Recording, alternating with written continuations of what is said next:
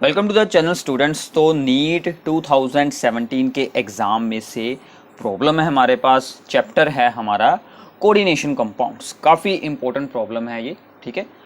तो इसमें हमें क्या पूछा गया है कि correct increasing order of the wavelengths of absorption in visible region for the complexes of CO3 is. Increasing order of wavelength मतलब हमें ये देखना है कि सबसे ज़्यादा वेवलेंथ कौन एब्जॉर्ब करता है, कौन सबसे लोएस्ट वेवलेंथ की लाइट को एब्जॉर्ब करता है। इसके लिए हमें सबसे पहले ये देखना होगा कि ये किस चीज़ पर डिपेंड करेगा, ठीक है। तो सबसे पहले ये है हमारे पास ऑक्टाहेड्रल कम्प्लेक्सेस। अब ऑक्टाहेड्रल कम्प्लेक्सेस में क्या होता है कि जो 5 डीजनरेट डी ऑर्बिटल्स होते हैं वो 2 सेट ऑफ ऑर्बिटल्स में स्प्लिट हो जाते हैं। 3 orbitals of the lower energy that are called T2g and 2 orbitals of the higher energy that are called EG। Okay, अब इनमें जो एनर्जी का गैप होता है that is called the crystal field splitting energy.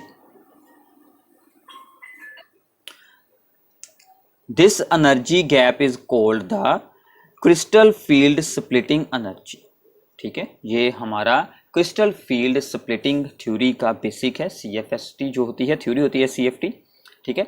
अब हमारी डिपेंडेंस क्या है कि जब कोई इलेक्ट्रॉन इन ऑर्बिटल्स में होगा T2g ऑर्बिटल्स में, अगर उसे जंप कर कर ऊपर जाना है तो वो कोई ना कोई वेवलेंथ को अब्जॉर्ब करेगा, ठीक है ना। लाइट एनर्जी को अब्जॉर्ब करेगा, लाइट एनर्जी को अब्जॉर्ब करेगा और इलेक्ट्रॉन ऊपर जा सकेगा। ओके, सिंपल सी बात है। सो इसका मतलब क्या है कि जितनी ज़्यादा ये एनर्जी होगी, ठीक है, if delta node is large, ठीक है, लार्जर इज द फ्रीक्वेंसी, क्योंकि एनर्जी लार्ज होगी तो फ्रीक्वेंसी लार्ज होगी, फ्रीक्वेंसी लार्ज होगी तो वेवलेंथ क्या होगी, स्मॉलर होगी, स्मॉलर वेवलेंथ। तो ये एक जनरल सा हमें रूल मिल चुका है कि अगर डेल्टा नोड की वैल्यू होगी लार्ज तो हमें वेवलेंथ क्या चाहिए होगी, स्मॉलर वेवलेंथ, मतलब ज़्यादा एनर्जी वाली। सिंपल है।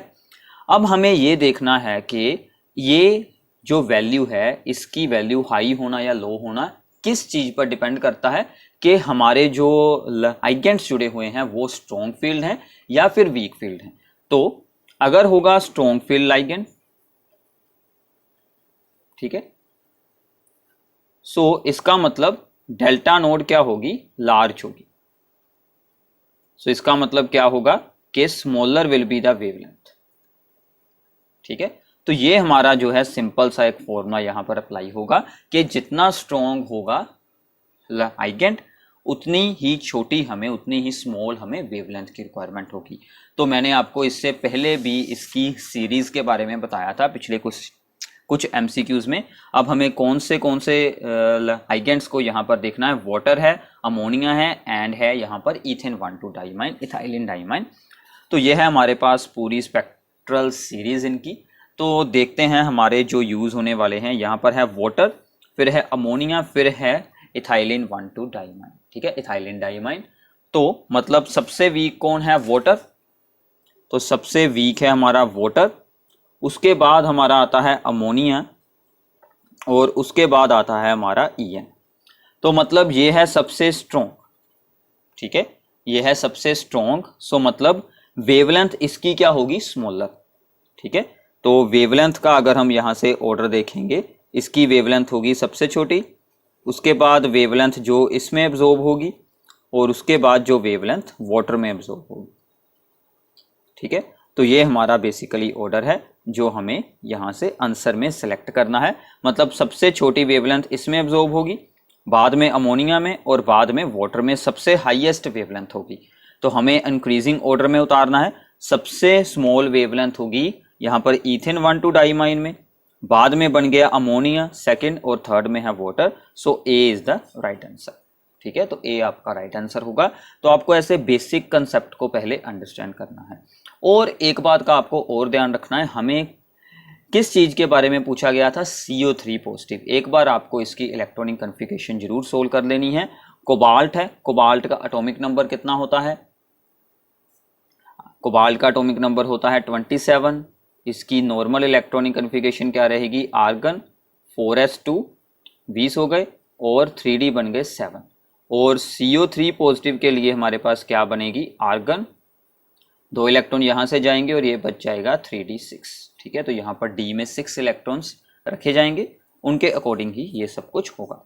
ओके, तो ये हमारा बेसिक कॉन्सेप्ट है, इस फॉर्मूले को आपको याद रखना है और ऐसे आप ऐसी कोई भी प्रॉब्लम के बारे में सोल्व आउट ही कर सकते हैं। इसमें आपको ऐसी प्रॉब्लम्स भी पूछी जा सकती हैं कि हो सकता है कि आपको वेवलेंथ की जगह पर फ्रीक्वेंसी के बारे में पूछ लिया जाए, वेवलेंथ की आपको स्पेसिफिक वैल्यूज दी हों, या फिर वेवलेंथ से आपको स्ट्रॉन्ग फील्ड या वीक फील्ड के बारे में पूछ लिया जाए, कुछ भी रिलेटेड प्रॉब्लम ऐसी बनाई जा सकती है।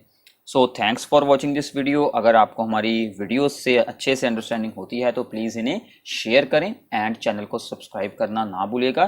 डिस्क्रिप्शन बॉक्स में आपको बाकी की सभी इंपॉर्टेंट वीडियोस के लिंक्स भी मिल जाएंगे। Thank you.